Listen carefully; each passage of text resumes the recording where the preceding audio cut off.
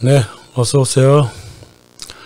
네, 거제도는요, 북한군 포로 수용소예요. 네, 그거를 잊으면 안 됩니다. 한국 역사책은 거제도 수용소가 무슨 일반 범죄자 감옥인 듯이 그렇게 그려놓았어요. 포로를 범죄자로 기술했다니까요. 서로 싸우다가 코피 터지고 돌아온 아이를 범죄자 취급하면 되겠어요? 전쟁을 일으킨 거는 김일성이지 일반 군인들이 아니잖아요. 포로가 무슨 죄예요? 왜 국정교과서가 불쌍한 포로들을 실눈을 뜨고 보냐고요. 거제 수용소는요, 1951년까지요, 보급도 정상이고요, 내부 규칙도 있었고요, 그냥 정상적으로 살았어요. 근데 여기서 고문, 살해, 폭동이 터졌다고요. 이게 중공군 그 수용소처럼 국민당군이 가득했던 그런 거랑 달랐다고요. 북한군 쪽은. 어쨌든 거제도의 한국인 포로들은 북한군 소속이잖아요. 엿다 대고 반북한 운동을 일으켰으니 뭐 폭동, 충돌은 뭐 뻔히 보이는 거죠. 중공군 수용소에서 5,000명을 반공포로 만들려고 그런 폭동이 벌어졌는데 도대체 무슨 생각을 가지고 유엔사하고 한국 정부는 11만 명이나 되는 북한군 포로들을 반공포로로 만들어서 거제들을 아주 쑥대밭을 만들어 놨다 이 말이에요. 그리고는 나중에 역사책에다가 적반하장으로 적어놓는다고? 한국전쟁에서요, 이 포로 송환 문제 2년을 질질 끌었잖아요. 한국전쟁에서 제일 중요한 주제예요. 그래서 두 편이나 나눠서 만든 겁니다. 북한 수용소도요, 처음에는 끔찍했죠. 상당히 끔찍했어요. 대다수가 북한 수용소로 이동할 때 많이 죽었고요. 이 유엔군하고 미군이. 그리고 초반부에 상당히 많이 죽었어요. 하지만은 1952년 들어서는요, 고기 파티까지 하고 살았고요. 참 행복했다고 그래요. 있었던 사람들이 1952년 11월 달에는 올림픽 때 열었어요. 이 지구상 최초로 포로 올림픽이 바로 벽동 수용소에서 북한에서 한 거예요. 뭐 먹지 못하면 올림픽 열 수가 없잖아요. 그래서 많이 먹고 돼지 잡고 운동하고 그래갖고 올림픽 아주 굉장히 좋아했다고요. 다들 포로들이. 1952년에는요. 이 중국 쪽에서 수용소 보급품이 너무 많이 들어와서 미군이 배 터진다 그랬다고요. 근데 이 거제도는 말이야, 시간이 흘러가면 흘러갈수록 생지옥으로 변해갔다고요. 1952년이 오기 전까지는 그런 데는 괜찮았어요. 근데 1952년부터 북한 수용소는 잘 먹고 잘 살았는데 남한의 거제도 수용소는 생지옥으로 변했다고. 이거 왜 그랬냐는 거래요. 왜 그랬냐. 거제도에는 강제 노역이 없었어요. 그 불법입니다. 대신 포로 교육 프로그램이 가동되었다고요? 그래갖고 유엔사에서 내려온 지침이 뭐냐면 포로를 명백하게 반공주의자로 만드는 거다 이 말이야. 그래서 신문하고 교육하고 재교육한다. 그랬습니다. 정확하게 영어로 인덕트리네이션, 세뇌시킨다라고 되어 있어요. 북한 수용소에서도 사상교육이 있었는데 이게 송환심사를 앞둔 1952년에야 시작했다고. 근데 거제도는 1950년 말부터 부산에서부터 세뇌교육을 시켰다고요. 중공군 포로들한테는 100여 명의 세뇌 요원이 있었다 그랬잖아요. 거제도 북한군 수용소에는 무려 2,500명이나 세뇌 요원들이 움직였다고요. 그러니까 한국군하고 유엔군이 같이 움직인 거죠. 이 북한군 포로들은요, 직업군인이 단지 1.4%밖에 없었다고. 공산주의자라면 1.4%밖에 없었다고 생각하는 게 나아요. 나머지 그냥 일반 사병들은요, 평남, 평북, 함남, 함북, 황해도, 강원도 이런 데서 모인 농부들이라고요. 농부들. 아무것도 아는 게 없어요. 공산주의가 뭔지도 모르고 뭔지도 몰라요. 기독교인이 많아가지고요. 특히나 이념이고 뭐고 없었다고. 이런 북한군 포로들을 반공주의자로 만들려고 무려 11만 명을 그 무모한 짓을 한 게 유엔군과 한국 정부였다 이겁니다.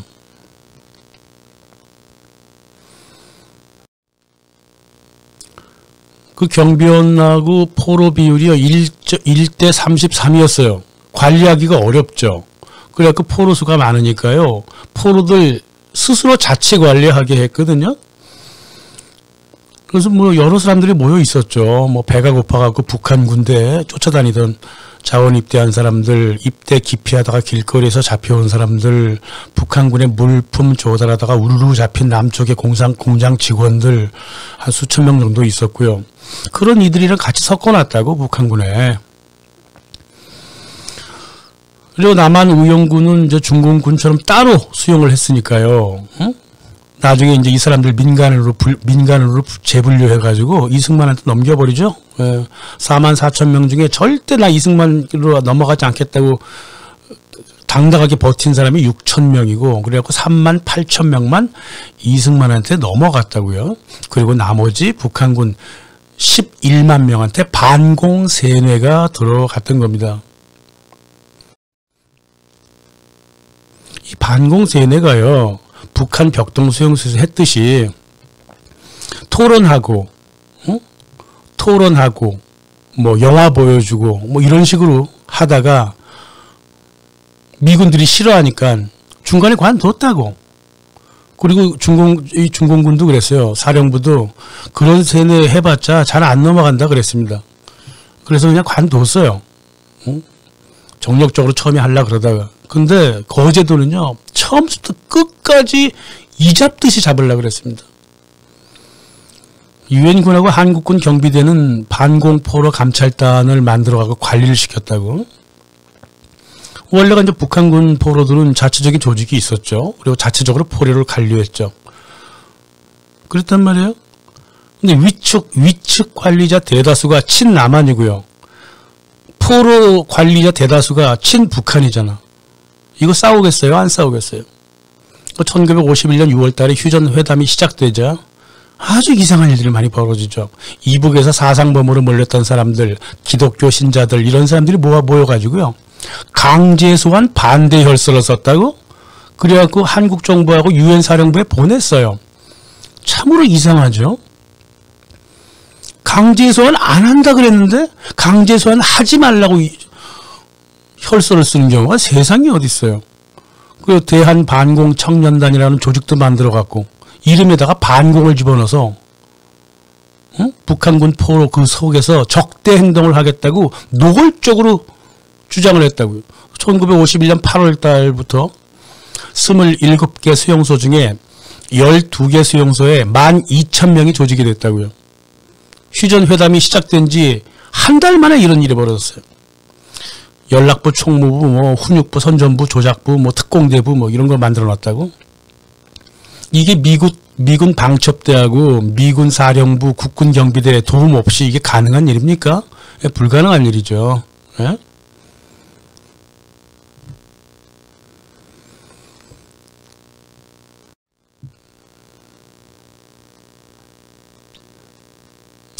일본 언론은 말이에요, 수용소 내부 반공 조직에 이승만이 관여했을 것이다 라고 이제 의혹을 보냈는데요. 뭐 당연히 그거는 정황상 의혹을 가질 수 있죠.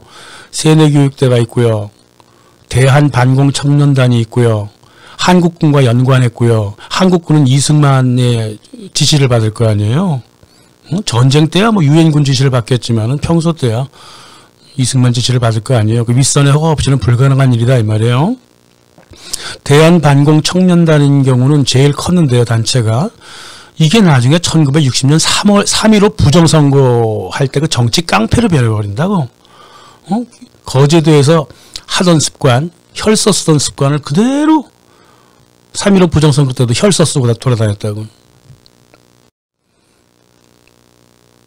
이른바 반공포로 수용소에 군목하고 군종 신부들을 들락날락거리게 해가지고 물품 갖다 준다 이런다면서 한국군과 그 대한반공청년단 그 사이에 연락을 서로 취하고 있었고요.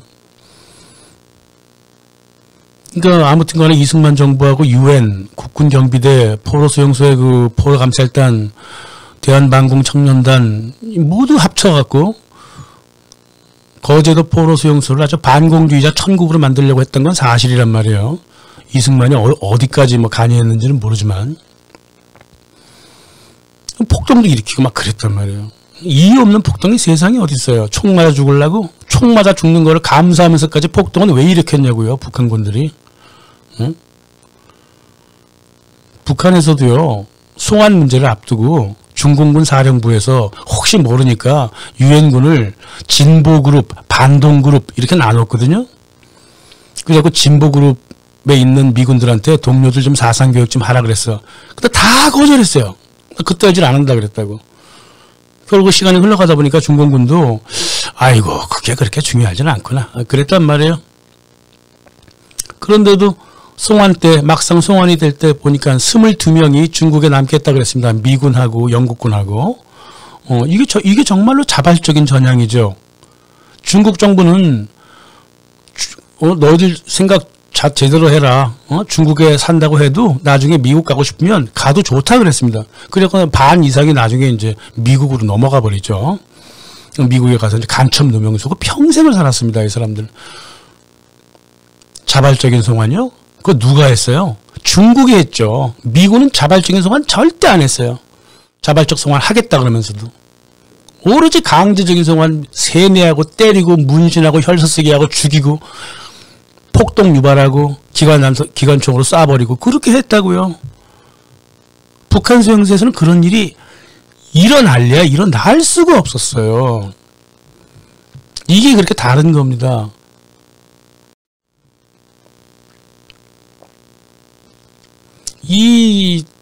포로 감찰단 2,500명이나 되는 그 세뇌 요원들 반공 청년단 미군의 지시를 받고 북한군 포로 내부에서 돌아다녔다 이 말이에요. 그 북한군이 바보예요? 반공포로 만들겠다고 막 다 뛰어다니던 그 프락치들 잡아내려고 그랬죠. 프락치가 만 명이 넘어가니까 그 중에 15명을 잡아다가 죽였다고요. 그러면 그쪽에서 또 죽입니다. 북한군 포로들을. 계속 이렇게 서로 충돌하도록 유발을 했다고요. 한국 역사책을 보면 친공포로 반공포로 자꾸 쓸데없는 소리 단어 만들어 갖고 하는데 헛소리예요. 원래가 북한군인데 친공이 어디 있고 반공이 어디 있어요. 원래가 북한군인데 미군하고 한국 정부가 그렇게 단어를 일부러 갖다 쓴 거예요. 생각해 보세요. 중공군이 저 벽동수용소에서 진보그룹, 반동그룹 그런 단어 쓴 것을 갖다가 그냥 포로 구분하려고 그래서 이제 없애버렸잖아요. 그 단어를. 근데 한국 교과서는요. 지금까지도 쓰고 있어요. 친공포로 반공포로. 징글 맞습니다. 정말. 그놈의 교과서. 미군하고 포로 감찰단, 국군 경비대가 모두 남한 편이고요. 포로들 세뇌하고 전향 강제하면서 혈서 쓰라 그러고 때리고 고문하고 죽이고 그러니까 북한군 포로들이 가만히 있겠냐고요. 충돌이 벌어질 수밖에 없죠. 세상에 북한군 수용소에서 반북한 운동을 일으킨다는 이 무모한 발상을 아무리 세뇌교육 프로그램이 있고 2,500명의 요원들이 뛰어다녔다 하더라도 마구마구 이렇게 밀어붙일 수는 없었단 말입니다. 1953년 6월달 중립국행을 택한 이들도 구타하고 고문했어요. 대한 반공 청년단이. 세상에 남쪽도 싫고 북쪽도 싫고 중립국으로 가겠다고 하는 포로들을 그렇게 때리고 고문하고 매국노라고 얘기했을 정도면 북한을 선택한 북한군 포로들한테는 어떻게 행동을 했겠냐고요. 생각을 해보세요.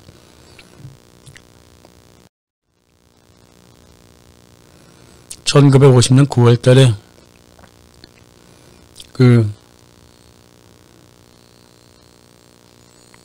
달부터 이렇게 막 몰려들기 시작한 상당히 많은 이 북한군 포로들 진짜 아무것도 아니었다고요. 예?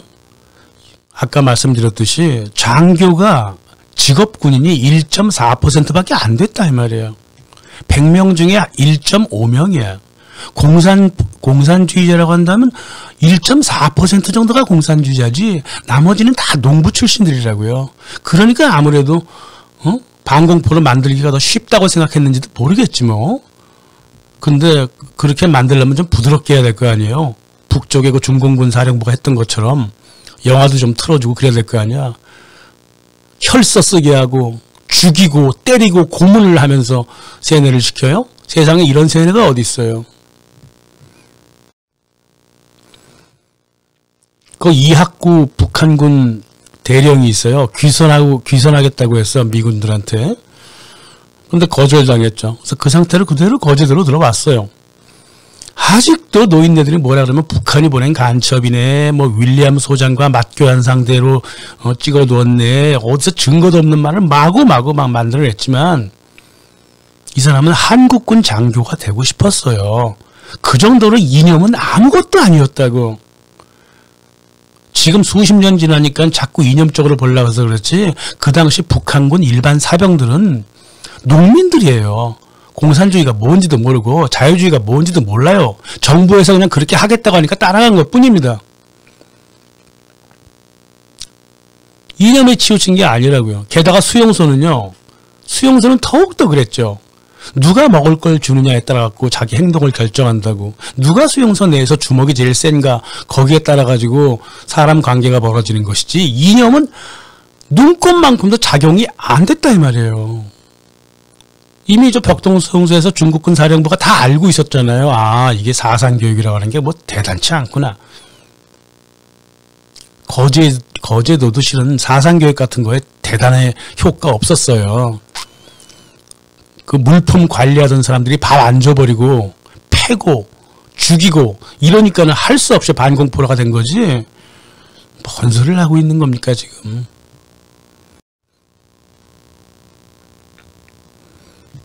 이 북한군 포로하고 이른바 반공포로라고 하는 사람들 사이에 유혈 충돌이 끝없이 벌어졌다고. 반공포로는 무슨 반공포로야. 초반부는요. 반공포로가 아니라 다 요원들이라고.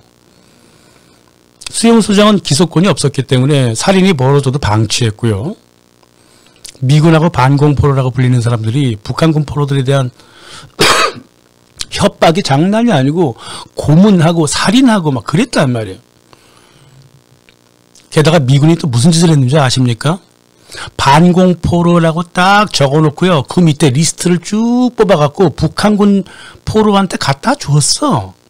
그럼 북한군의 장교들이 그걸 보고 이 갓나새끼 반동새끼 이거 찾아라 죽이자 이래 있지 않았겠어요? 갈등을 짚었다고 이렇게 한국 사람들끼리. 특히 1951년 12월부터 송환심사라고 하는 게 시작돼요. 한 사람 한 사람 불러다가 너 남쪽으로 갈래? 북쪽으로 갈래? 그렇게 물어보는 거거든요.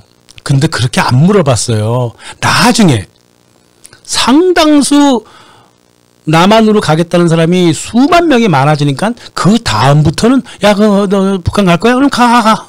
이렇게 얘기했지. 그 전에는 안 그랬습니다.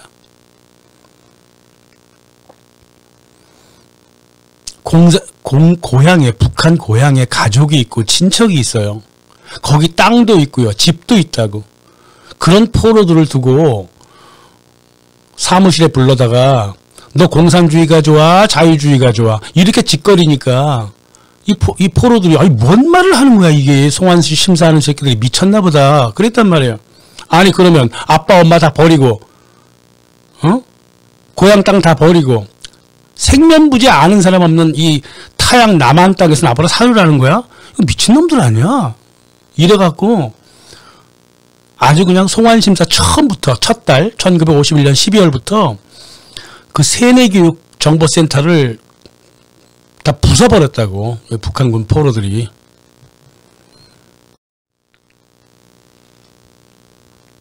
미국의 리찌오의 사령관하고 이승만 요원들이 말이에요. 중국군 포로한테 했던 그대로 북한 송환 거부 리스트를 만들기 시작했습니다. 지장 찍게 하고 그랬단 말이에요. 지장 안 찍으려고 아니 난 북한 갈래요. 그러면 두들겨 패고 고문하고 죽이고. 북한군 포로들은 이런 행태를 도무지 이해할 수가 없었죠. 아니 공산주의고 나발이고 자유주의고 나발이고 난 그런 건 모른단 말이야. 나는 농부고 나는 북한에 있는 내 고향 어머니한테 가야 돼. 나 우리 엄마한테 보고 싶단 말이야. 우리 엄마 늙으신 엄마도 돌봐야 되고. 근데 소환심사만 되면 이상한 소리를 짓거린단 말이에요. 고향을 버리라 그러고. 그래서 소환심사 때 끝까지 북한을 선택하잖아. 그럼 그날 밤에 죽인다고 요원들이 와가지고. 얼마나 무섭냔 말이에요. 중국군한테도 그렇게 행동했잖아요. 그래서 나중에 미군 측이 다 인정했듯이 1952년에 벌어진 거제도의 모든 사건하고 사고는 대다수가 소환심사에 의해서 벌어졌다 이 말이에요. 자발적이라면서 강제했다 이 말이에요. 한국군 경비대, 수용소 대표들, 이 사람들이 이제 수용소 물자 공급하잖아요. 반공 얘기 안 하면 밥 안 줘. 소환 조사가요 정상적으로 실시가 되었다면 충돌 같은 건 없죠. 남한으로 송환하는 걸 강제하고 고문하고 문신하게 하고 죽이고 그랬단 말이에요. 응? 게다가 수용소 사령부 자기 편이고 국군 경비대 자기 편이고 포로 감찰단 자기 편인데 얼마나 무섭게 만들었겠냐고요 상황을. 아니 이놈의 새끼들이 고향으로 못 들어가게 만든단 말이에요 지금. 이거는요 수용소에서 이 포로 송환 문제는요 고향으로 가느냐 안 가느냐야 공산주의자냐 자유주의자를 따지는 게 아니었단 말입니다. 왜 한국 교과서는 그렇게 적어놨냐고요. 친공포로 반공포로 왜 그렇게 적어놨냐고요. 그게 아니라 고향에 갈 사람과 고향에 가지 못하는 사정을 가진 사람들의 갈등이었다 이 말이에요.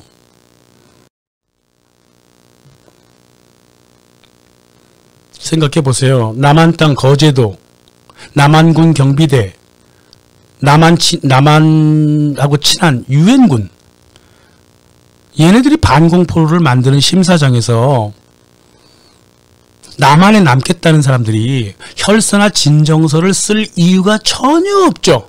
바보야? 바보냐고요. 지금 밥하고 김치찌개 갖다 줬는데 밥하고 김치찌개 달라고 계속 요구하는 게 이게 바보가 아니면 정신 분열 증상 아니면 이게 말도 안 되는 소리 아니에요. 김치찌개 시켜갖고 갖다 줬어. 그러더니 김치찌개를 계속 달래. 미친놈 아니야 이거. 혈서나 진정서를 쓰려고 했다면 차라리 남한 송환을 거부하면서 폭동을 일으켰던 북한군 포로들이 혈서 쓰고 진정서 써야 되잖아요. 나 고향인 북한으로 가겠다. 이렇게 써야 되잖아요. 근데 남한으로 가겠다는 놈들이 왜 자발적으로 혈서를 쓰냐고요? 아니죠. 혈서 쓰고 문진하라고 강요한 거예요. 강제란 말이에요. 혈서 안 쓰면 죽이겠다는데 뭐. 혈서 내용 좀 보세요. 제가 이거만 본 게 아니라 쭉 여러 개 봤는데 참 웃기지도 않아요. 이승만 만세가 갑자기 왜 나옵니까? 혈서에서. 예? 왜 나오냐고 이런 게. 진정서 내용도 웃겨요. 나는 공산 지배를 받기 싫고 자유를 보장해주는 대한민국 이남에 살겠다. 아주 틀에 박힌 이데올로기 언사란 말이야. 누가 말한 거 그대로 적어놓은 거예요. 진정서를 쓰려면 어떻게 쓰냐면 나는 북한군 포로로서 고향이 북한인데 거기에 우리 늙으신 어머니 계시고 가족들이 다 있고 집도 거기 있다. 나는 절대 남한으로 갈 수 없다. 제발 제 부탁을 들어주세요. 뭐 이런 식으로 진정서를 써야 되는 거 아니에요? 무슨 고향 얘기, 어머니 얘기, 가족 얘기, 집 얘기는 한마디도 없고 나는 공산이 싫고 자유, 대한민국이 좋습니다. 이게 진정서의 내용이에요, 이게? 누가 봐도 부르는 대로 받아 적은 거 아니냔 말이에요. 그러니까 북한군 포로도 이렇게 만들어 놨다고. 1952년 1월 달에 이승만 정부가 이렇게 발표를 합니다. 5,000명의 반공포로가 혈서까지 쓰고 있으며 북한으로 가느니 차라리 수용소에서 10년을 살겠다. 창피하지 않습니까? 북한군 포로를 억지로 강제해가지고 남한 송환으로 바꿔놓은 주제에 반공포로가 혈서를 쓰고 있다고? 이게 다시 반복해드립니다. 송환 문제는요, 북한 자기 고향으로 가느냐 마느냐 이 생명과 같은 문제였다고요. 공산주의가 좋다, 북한 공산이 좋다, 남한 자유세계가 좋다 이런 얘기가 절대 아니거든요. 거제도 안에서 송환 심사했을 때. 근데 이 문제를 모두 반공으로 뒤틀어버린 게 이승만이었다고 말이에요. 지금도 뒤틀고 있잖아요. 같은 민족이냐 아니냐 이 문제를 따져야 되는데 공산주의냐 자유주의냐 이걸 따지고 자빠졌다고요. 이 정신 분열증에 걸린 한국 사람들이. 5,000명의 반공포로가 혈서까지 썼다는 소리는요. 북한 포로들을 5,000명을 죽인다고 협박하고 겁박을 해가지고 혈서 쓰게 하고 문신 세우게 했다는 거라 이 뜻이라 이 말입니다.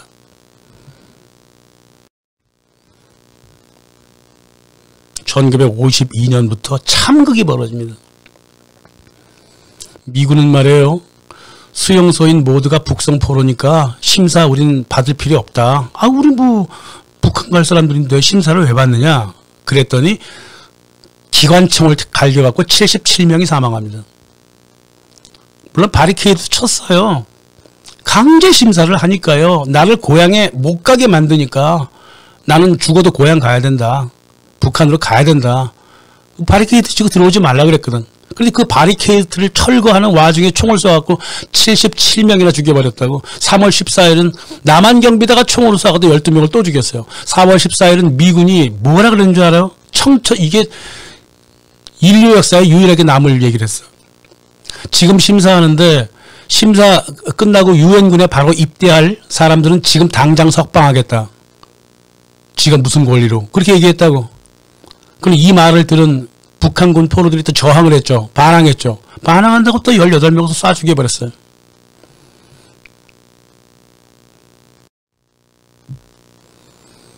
당시 중공군 대표 그 최문성이 이렇게 얘기를 했습니다. 당신들은 장개석과 이승만의 요원들을 이용해서 수용소에서 불법을 저질렀다. 몸에 문신을 하게 하지 않나. 혈서를 쓰게 하지 않나. 포로들을 서슴없이 죽이지 않나. 갖은 피비린내 나는 불법을 저질렀다. 휴전협상을 연기 아니면 결렬시키려는 것이다. 이거 워낙에 유명하기 때문에 여기저기 다 알려져 있었어요. 그래서 이런 얘기를 회담장에서 나와서 하니까 유엔군 대표가 회담 끝나고 일어나고 나가버렸다. 몇 차례 회담이 정지되고 연기되고 그랬단 말이에요. 듣고 싶지 않다 이 말이야. 자기네가 벌인 짓을. 북한이 저 정도까지 알고 있구나. 모르는 줄 알았는데 젠장. 이렇게 된 거죠. 4월 28일이 되니까요. 유엔사가 뭐라고 발표를 했냐면 심사 결과 6만 명에서 7만 명 정도가 전향했다 그랬단 말이에요. 북한군도 깜짝 놀라고 중공군도 깜짝 놀랐죠. 13만 2천 명 이상의 전쟁 포로 중에 약 6만에서 7만 명의 공산군 포로로 전향했다 이 말. 공산군들이 북한군들이 남한으로 가겠다고 했다 이 말이에요. 이게 믿어져요? 강제한 거죠.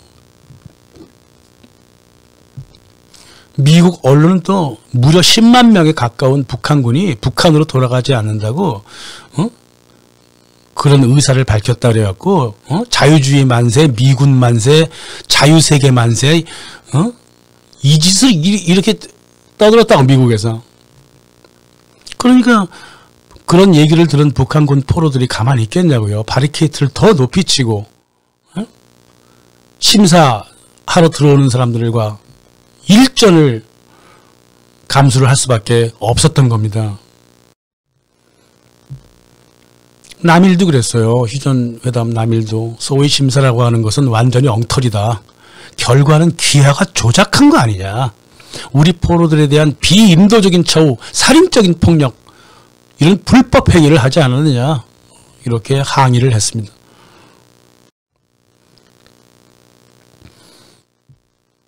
벤플리트 장군이 말해요. 심사를 하겠다고 영국하고 캐나다 2개 대대, 한국군 1개 연대를 부산에 집결시켜갖고 거제도로 보냈어요. 그래서 아니 자발적 송환 심사에 군대가 왜 필요합니까? 물었더니 대규모 탈출을 벌일지도 모르잖아. 그랬습니다. 다 알고 있었다는 소리야. 반플리트 장군도. 이 자발적 송환 심사라고 하는 게 이게 강제하고 강제 심사라는 사실을 알았단 말입니다. 반플리트도. 이승만이 몰랐을 것 같아요. 다 알고 있었지. 그런데도 뻔뻔스럽게 반공포로가 혈서를 쓰고 있다고.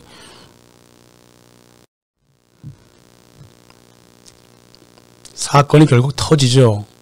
1952년 10월 7일 도무지 못 견디겠는 북한군 포로들이요. 죽음을 무릅쓰고 프란시스 토트 수용소장을 납치를 했어요. 그리고 연락 대표자로 이학구 대령을 앞세웠습니다. 이학구 대령은 뭐 한국군 장교하려고 그랬던 사람이기 때문에 이념이고 뭐가 아무것도 없는 사람이에요. 이 사람은. 그냥 착한 사람이고 점잖은 사람이라고 알려져 있다고요. 그러니까 점잖은 사람이니까 대표로 내세운 거죠. 이 프란시스 토트 수용소장도 포로 많이 죽였어요. 주민들 물품 교환하던 그 수용소의 시장도 없애버렸어.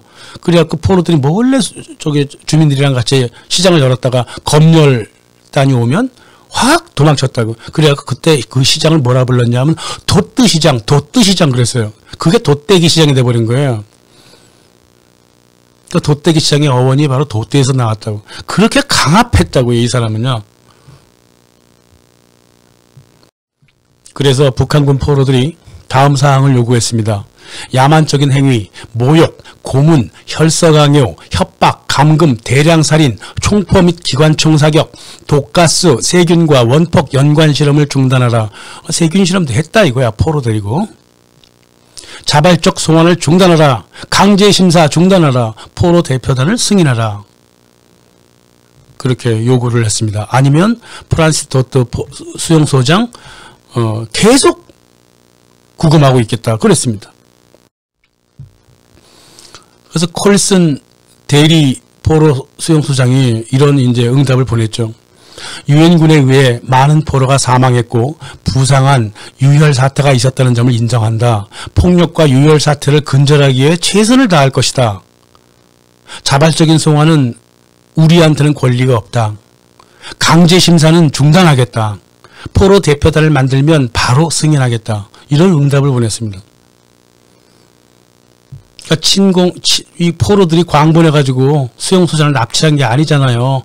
송환 심사를 통해서 포로들을 고문하고 죽이고 때리고 그거 하지 말란 말이에요.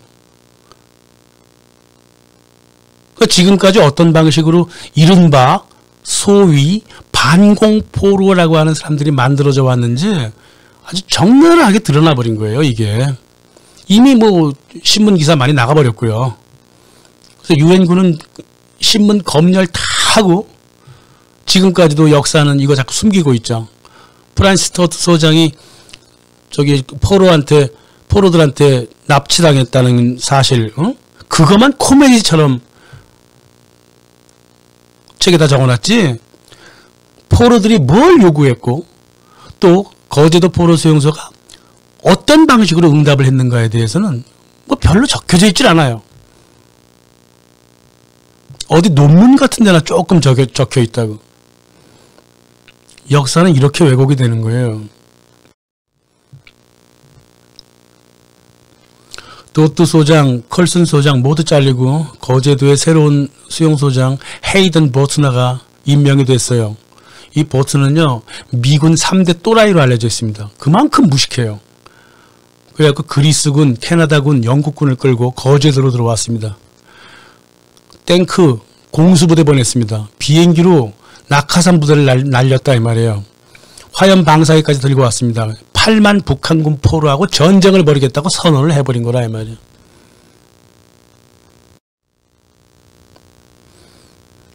(6월 10일) 결국은 사고를 저지르고 말았죠. 인공기 개양 포로를 사살하겠다고 공수부대를 투입하고 탱크 보내고 화염 방사기로 불을 질러갖고 320명이 사상을 당했습니다. 몇 명 죽었는지 몰라요. 한 90명 이상은 충분히 죽었을 것이다. 이제 보는 거죠. 얼굴이 새카맣게 타가지고 화염 방사기를 갖다 불어넣어가지고 이런 짓을 했단 말입니다. 캐나다 총리가 나중에 되게 항의했어요. 미국 국방부하고 벤 플리트 장군한테 직접 전신까지 보내가지고 강력하게 항의했습니다. 왜 우리하고 협의도 없이 우리 군대를 캐나다 군대를 거제도로 보냈느냐 이거죠. 캐나다의 피어슨 총리는 처음부터 그랬잖아요. 미군들이 워낙 잔인하기 때문에 우리 캐나다 군도 그 국가 이미지에 손해가 올 것 같다. 손상이 올 것 같다. 응? 그랬잖아요. 게다가 거제도 살육도 잘 알고 있었다고. 그 살육을 하는데 왜 우리 캐나다 군을 보냈느냐 이랬단 말이에요. 그래서 왜 우리 캐나다 군의 이미지를 실추시켰느냐 이 뜻이죠. 일본 언론이요. 심사 과정에서 한국 정부가 개입했다고 계속 주장을 했거든요. 아니나 다를까 1952년 6월부터 12월까지 4만 4천 민간인 분류자 중 38만 명을 이승만한테 넘겼어요. 이승만한테 넘기니까 이승만 정부는 이 3만 8천 명한테 신체 검사하고 하러 오라 그러면서 나이 든 사람 빼고 한국군에 입대하라고 강요해갖고 3만 8천 명 중에 3분의 2가 재입대했어요. 그러니까 자기 신분도 좀 세탁해야 되겠고, 그죠? 북한군 포로로 있었다는 게 자기한테는 이제 불리할 것 같으니까 일부러 한국군에 입대를 했다고요. 상당히 많은 수가 그랬습니다. 그래서 10월 달에 벌어졌던 백마고지 전투하고 금화 전투에서 뭐 거의 다 죽었겠죠, 뭐. 몸이 아주 좋은 사람이든가, 나이가 든 사람은 이제 근로대에 들어가서 그 중에 나이가 많은 45세 이상은 공무 근로를 했고, 20대 같은 경우는 북파 공작원으로 뽑혀나갔다 이 말이에요. 다시 말해서요, 포로를요 피자 자르듯이 잘라갖고 자기네가 가져갔다 이 말이에요. 이런 불법을 저질러 놓고 유엔군이 이승만하고 짜가지고, 자 계산 들어가야죠. 1952년 7월 25일 심사를 거부하거나 심사 중에 있던 8,000명의 거제도 북한군 포로 중에 북송을 원하는 사람이 7만 8천 있었고요. 아까 말씀드렸던 그 민간인 중에 6,000명이 빠져나와가지고 나는 고향이 북한이기 때문에 난 죽어도 이승만한테 인계 못한다 그래갖고 6,000명의 잔류 인력이 남았고요. 그리고 그 사이에 한 5개월, 6개월 동안 어떤 방식으로든 간에 문신하고 고문하고 때리고 혈서 쓰고 진정서 쓰게 만들고 밥 안 주고 이래갖고 만들어낸 반공포로라고 부르는 사람들이 3만 2천 명이 남아있었다 이 말이에요. 그러니까 이승만은 민간인이라고 유엔이 갖다 넘겨준 3만 8천 명 자기가 가져갔죠. 또 반공포로 억지로 만든 반공포로 3만 2천 명 가져갔어. 무려 7만 명을 데리고 갔다 이 말이에요. 응? 11만 명 중에 13만 명 중에 7만 명 반을 잘라서 가져갔다 이 말이에요. 자, 이제 심사 다 끝날 때까지 절대 남한으로 안 가겠다고 말한 8만 4천 명 이 포로들 이제 완전히 빨갱이로 취급하기 시작합니다. 수용소 미군이 국군 경비대도 마찬가지고 이제 다 죽여버리려고 그랬어요. 예? 7만 명만 빼고 7만 명은 이미 남한 쪽으로 넘어가는 거니까 그렇다고 치고 나머지는 다 죽여야 되겠다 말이야. 왜? 진짜 빨갱이거든. 10월 1일 유엔군이 굉장히 함부로 행동을 합니다. 중국 건국 3주년이라고 해서 그 기념식 하고 있는 중국 포로들을 공격해서 56명을 기관총으로 쏴 죽였어요. 10월 한 달간 포로 506명을 죽였습니다. 하루에 16명 죽인 거예요. 10월 달이 되면 이제 송환 심사가 이제 1차 심사 거의 다 끝나가거든요. 그러니까 니네는 이제 완전히 빨갱이다 이거야. 12월 14일 날 미군이 군가 부리지 말라면서 북한 포로 87명을 사살해 버렸습니다. 유엔군 조사단이 내려왔어. 근데 뭐라 그러는 줄 알아요? 유엔군 조사단이? 군가 부르는 거는 제네바 협정 위반이다. 아니 미친놈이죠. 그러면 군가 불렀다고 해서 총 쏴 죽이는 거는 제네바 협정 위반 아니고? 제가 말씀드렸잖아요. 유엔은 1943년에 미국에 의한 미국을 위해 만든 조직이라고.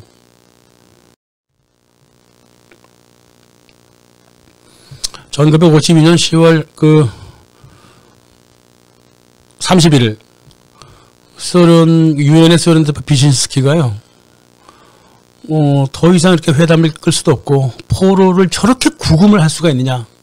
저렇게 구금하면 2년을 구금하고 있지 않느냐. 그러지 마라. 양측 군대 모두 물리고 11개국의 중립국들을 모아서 그들의 감시하에 한국인들 스스로 총을 다 내려놓고 자유선거를 통해서 평화통일 정부를 세우도록 하자. 이렇게 하면 일거양득 아니냐. 회담도 끝낼 수 있고 포로도 송환하고 포로 송환 같은 거 얘기할 필요도 없는 거 아니냐. 그리고 정부를 세우는 일 이렇게 한꺼번에 할 수밖에 없는 일이다. 이건 종합적인 일이기 때문에 분리할 수 없다. 이렇게 얘기했어요. 그 포로 송환 문제 다 집어치우고 지금까지 이렇게 살육을 많이 벌이고 문제가 많았으니까 종전협정 해버리고 중립국 모두 끌어모아다가 자유선거로 나라를 성립하자. 이거는 분리할 것이 아니라 종합적으로 해야 된다. 더 이상 이제 포로 송환 문제 같은 얘기 하지도 마라 그랬어요. 중국의 주은래도 그거 좋은 생각이다 그랬습니다. 근데 웬 미친놈이 하나 나오죠. 유엔의 인도 대표 크리시나 메논이라고 하는 놈이 나와가지고요. 아니 종합적으로 하자니까 다시 분리하자는 거야. 송환 정해진 포로는 가고 싶은 거로 가라 그러고요. 나머지는 말이야 위원회 만들어서 송환 설득하고 그래도 송환이 안 된 사람들은 유엔한테 다 맡기자 이래버렸다고. 완전 미친놈이에요. 밥에다가 카레 얹어 먹자 그러니까 아니야 나는 밥을 먼저 먹고 다 먹고 나서 카레 국물은 난 따로 숟가락으로 떠먹을 거야. 이런 짓을 했다 이 말이에요. 게다가 나머지 만사는 유엔한테 맡긴다고? 유엔군 자체가 북한군하고 공산군의 적성국 아니야. 적성국들 모임에 어떻게 북한군 포로하고 중국군 포로를 맡기냐고. 이 바보 멍청아. 이 바보 멍청한 나라가 53개가 찬성을 했습니다. 다 뒤에서 다 그거 한 거지. 크리시나 메논은요 지가 내룬 줄 알았어요. 그 당시 인도 대표들이 얼마나 헛소리 했는 줄 알아요? 아는 건 하나도 없으면서 자기네가 유엔의 중재기관인 양 그랬어요. 내루는 오히려 안 그랬는데 그 대표단계 특히나 이제 크리시나 메논 같은 놈들이 가장 그랬습니다. 우리 살다 보면 그런 놈이 있잖아요. 주변 문맥 하나도 모르고 중재하고 지가 잘난 것처럼 막 뛰어다니는 놈이 있다고.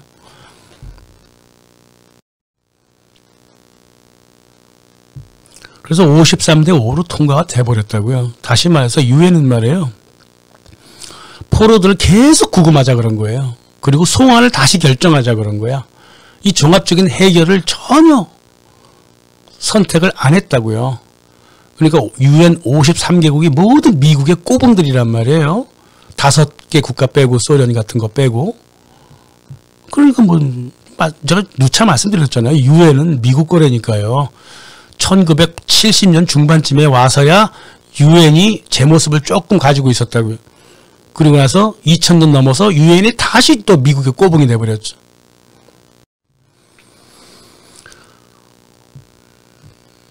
결국 알려진 공식 기록만 갖고 3000명이 죽어나갔습니다. 거제도에서. 이 송환포로 심사가 바로 불쌍한 포로를 죽인다는 거를 비신스키는 알고 있었기 때문에 11개국이 감시하에 통일 한국을 만들면 포로 같은 거 송환하고 말고 그런 게 없잖아요. 일의 순서가 그렇잖아요. 그래서 비신스키는 크리시나 메논 앞에서 이랬습니다. 한심하고도 멍청한 제안을 했다고. 포로들 지금 죽어나가는 거 몰라? 그랬습니다. 말 그대로 321명이 그 찬성 반대할 때 죽어나갔어요. 거제도에서.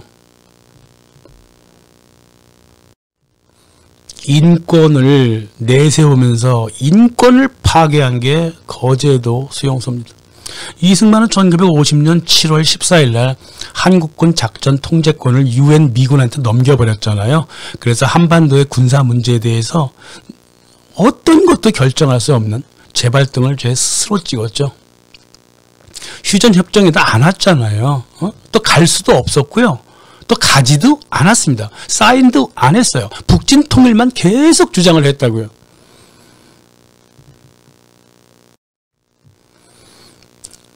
이미 송환된 부상병 6,670명 제외하고 북한군 7만 명 북한으로 갔고요. 중공군